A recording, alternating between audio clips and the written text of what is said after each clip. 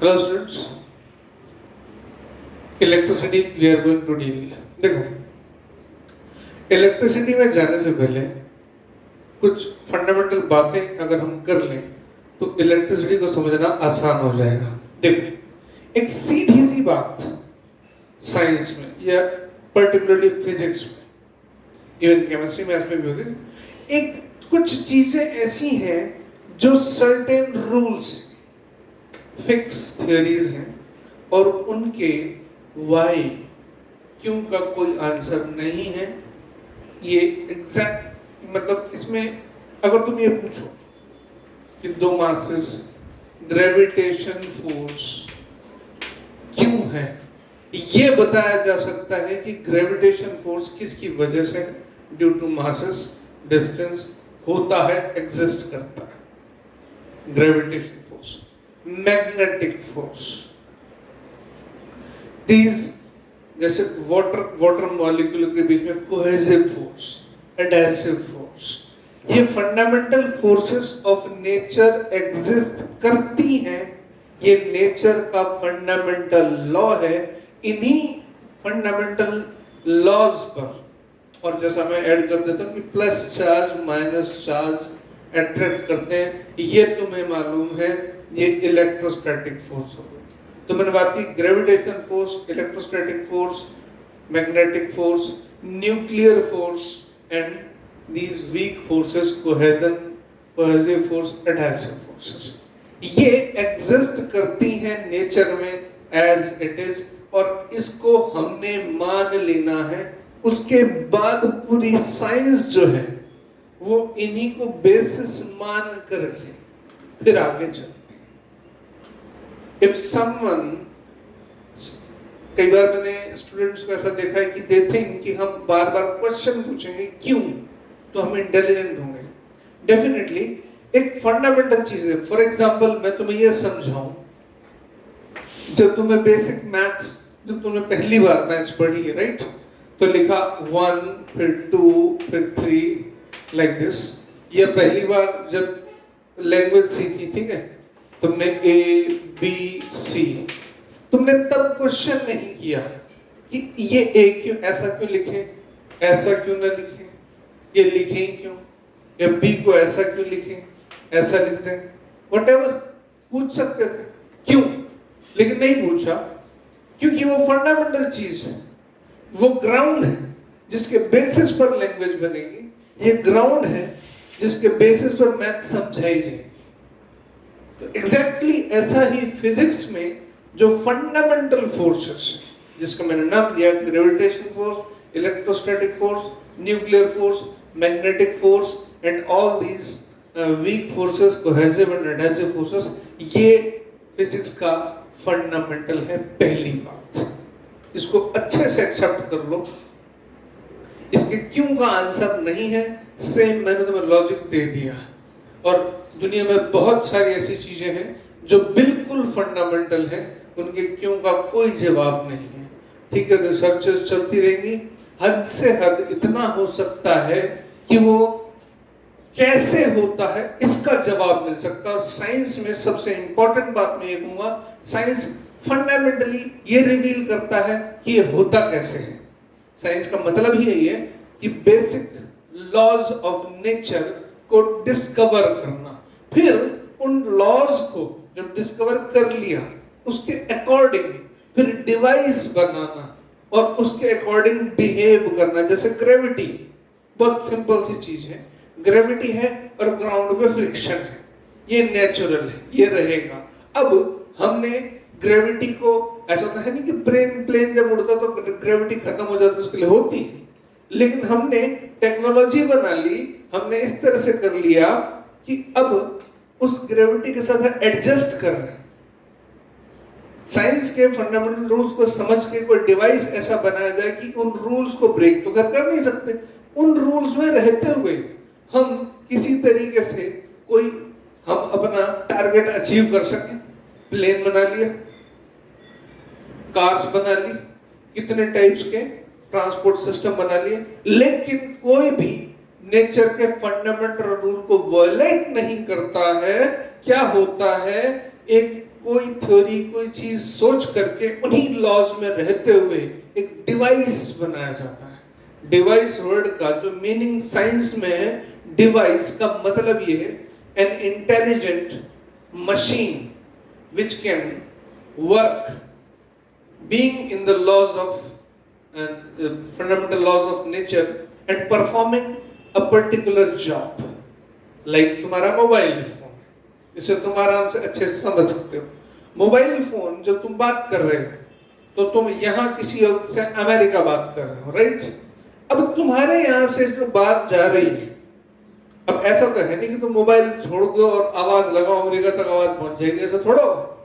लेकिन मोबाइल से कुछ ना कुछ तो जा रहा है।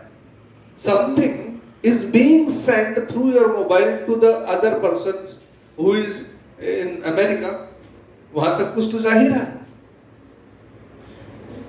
तो वो मैसेज तुम्हारा किसी फॉर्म में जा रहा है और वो फॉर्म है रेडियो वेव्स। और रेडियो वेव्स कहां से आती हैं? सनलाइट जो आ रही है उसमें सिर्फ सनलाइट ही नहीं है, बहुत सारी और वेव्स भी मौजूद हैं। इसके अलावा जितने और स्पेस में सब चीजें हैं, जो स्टार्स हैं उनसे सबसे, मतलब पूरा यूनिवर्स रेडियो वेव से भरा पड़ा है। वेव्स, रेडियो वेव्स पहले से मौजूद थी। अब मोबाइल एक स्मार्ट डिवाइस बना दिया। मोबाइल से पहले टीवी था, ठीक है, अभी भी जैसे टीवी देखते हैं, जो भी ये कम्युनिकेशन डिवाइसेस हैं, ये सब रेडियो वेव्स का यूज करते हैं। ये क्या करते हैं? रेडियो वेव्स तो सदियों से, बहुत वर्षों से, अरबों सालों से, जब से यूनिवर्स है तब से हैं। बस आदमी ने क्या किया, उन रेडियो वेव्स को एक डिवाइस क्या बनाया, मोबाइल। ये डिवाइस क्या कर रहा है, उन रेडियो वेव्स को यूज करके, उनको डायरेक्ट करके अपने डेस्टिनेशन तक पहुंचा रहा है, वापस ले रहा है। That's it. इतनी सी बात है। मोबाइल यही डिवाइस है और कोई इसमें कोई बहुत बड़ी चीज नहीं है। अदरवाइज तुम बिना किसी का कनेक्शन के तुम बातें कर रहे हो, तुम सोचो कुछ ना कुछ तो ट्रांसमिट हो रहा है। This is the point, basic what I want to discuss with the students when I start the class of science, particularly physics. Well, अब मैं अपने इस डिस्कशन को थोड़ा सा कंसंट्रेट करता हूं अपने टॉपिक पर, और मैं यहाँ से एटलीस्ट हम एंटर करते हैं इलेक्ट्रिसिटी में। इलेक्ट्रिसिटी हमारे चारों तरफ होती है। हमें जो बचपन से इलेक्ट्रिसिटी समझ में आती है वो आती है लाइट से, फैन से, एसी से, लाइक दिस, ऐसी चीजों को। जनरेटर चल रहा है, कोई कूलर चलता देखा। हम दो तरीके से देखते हैं, ध्यान दो। इलेक्ट्रिसिटी दो तरीके से हम देखते हैं, या तो हम लाइट की फॉर्म में देखते हैं, या घूमते हुई चीजों की फॉर्म में देखते हैं, या फिर एक नई चीज है एसी, कूलिंग की फॉर्म में देखते हैं। इलेक्ट्रिसिटी का हम इलेक्ट्रिसिटी नहीं देखते, उसका इफेक्ट देखते हैं। अब इन सब में कॉमन कुछ दिखता नहीं। देन इलेक्ट्रिसिटी क्या है और किस तरह से वर्क करती है, वो डेफिनेटली फर्दर क्लासेस में बहुत डिटेल्स में हम जाएंगे और पढ़ेंगे। अभी मैं बिल्कुल बेसिक ग्राउंड लेवल बात करता हूँ इलेक्ट्रिसिटी की। द फंडामेंटल थिंग, इलेक्ट्रिसिटी का फंडामेंटल रूट कहाँ से है। तो भाई 9th क्लास में तुमने एटॉमिक स्ट्रक्चर पढ़ा है। कोई भी एटम है, उसमें एक न्यूक्लियस है और उसके चारों तरफ ऑर्बिट्स में इलेक्ट्रॉन्स।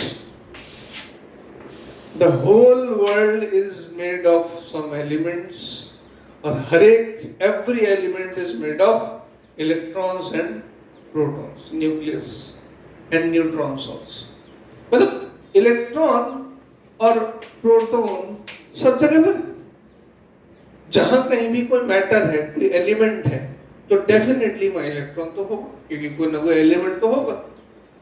अच्छा, न्यूक्लियस की एक खास बात है जो फर्दर हम डिटेल में डिस्कस करेंगे, कि न्यूक्लियस के अंदर प्रोटॉन्स इतने टाइटली बाउंड होते हैं कि वो न्यूक्लियर रिएक्शन में ही बाहर निकलते हैं, एटम बम। इसलिए न्यूक्लियस की बात नहीं कर सकते हम। न्यूक्लियस के अंदर इलेक्ट्रॉन इतने टाइटली बाउंडेड हैं कि वो इन जनरल बाहर ना निकलते हैं, ना कोई प्रोटॉन अंदर आता है। अब बचे इलेक्ट्रॉन। जो इलेक्ट्रॉन बाहर घूमते हैं, किसी भी एटम के जो इलेक्ट्रॉन होते हैं वही उसके एक्टिव चीज होते हैं। तो मैं इंटरेस्टिंग बात बताऊं यहाँ पर, लाइक तुम किसी मेटल पीस को ग्लोइंग देखते हो, कोई सपोज कोई बुक है, कोई भी ऑब्जेक्ट जो तुम्हें शाइनिंग कर रहा है, वो शाइनिंग इलेक्ट्रॉन की वजह से कर रहा है। Wonderful.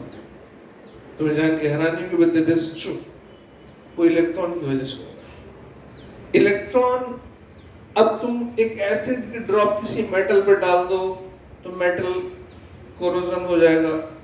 Chemical reactions electronic level. तुम्हें बिजली का जो झटका लगता है, अगर तुम्हें किसी वायर को टच कर दिया तो वो इलेक्ट्रॉन तुम्हारी बॉडी में फ्लो कर जाता है। सारी कहानी बेसिकली इलेक्ट्रिसिटी में इलेक्ट्रॉन की है, प्रोटॉन का कोई रोल नहीं है। अच्छे से दिमाग में रखो उसको। यानी ये सारी कहानी, ये जो वर्ड बना ना इलेक्ट्रिसिटी, देख लो, ये प्रोटोसिटी भी हो सकता था, लेकिन ये है नहीं, ये इलेक्ट्रिसिटी, इलेक्ट्रॉन से कर सकते। तो अच्छे से बात क्लियर होना चाहिए कि we are concern with the electron. सारी कहानी इलेक्ट्रॉन्स को ले देके होगी फंडामेंटली, राइट। तो अभी तक मैंने क्या बताया, बेसिक फंडामेंटल फोर्सेस क्या है, साइंस क्या है, टेक्नोलॉजी क्या है, और जो हम इस चैप्टर में पढ़ेंगे वो एग्जैक्टली कहानी सारी इलेक्ट्रॉन को लेकर के। अब इलेक्ट्रॉन के बारे में बस एक बात मैं कर लूंगा, उसके बाद नेक्स्ट क्लास में डिटेल्स में जाएंगे, बिल्कुल एग्जैक्टली जो हमें टिपिकली पढ़ना है उस पर है। इलेक्ट्रॉन एक पार्टिकल है। जब भी पार्टिकल वर्ड आता है, नेक्स्ट क्लास में तुमने पढ़ा है, पार्टिकल वर्ड आता है तो पार्टिकल का कुछ ना कुछ मास होता है। अभी यहाँ मैं लिख रहा हूँ तुम्हें अच्छे से समझाने के लिए कि मास है, और मैं इसको बॉक्स में इलेक्ट्रॉन पे मास है, मैं लिख देता हूँ उसको me सपोज। अब इस मास के पास एक प्रॉपर्टी है।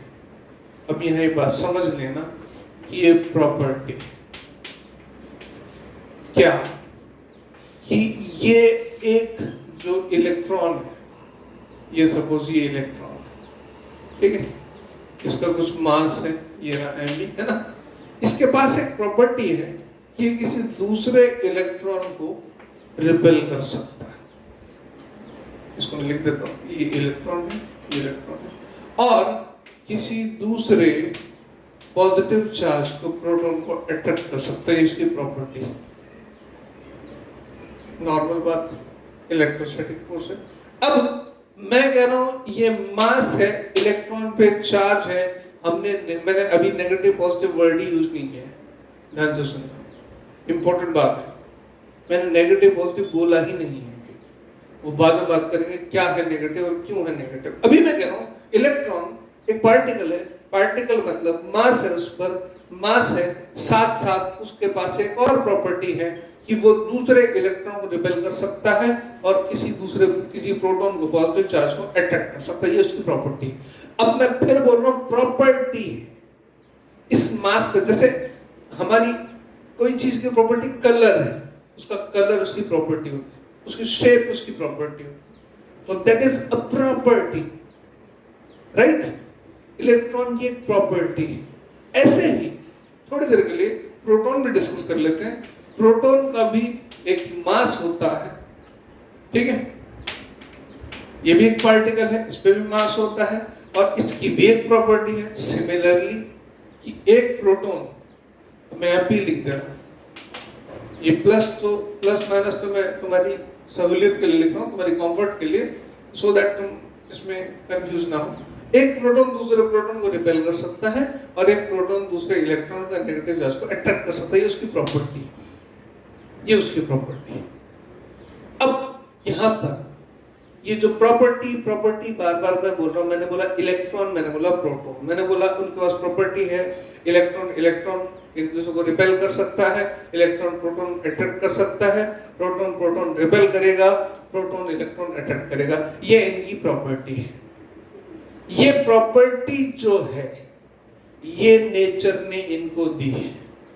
अब हमने इस प्रॉपर्टी को समझने के लिए इस प्रॉपर्टी को बोल दिया चार्ज, बस नाम दे दिया उस प्रॉपर्टी को। ध्यान देना, मैंने इतनी देर तक चार्ज वर्ड यूज नहीं किया था।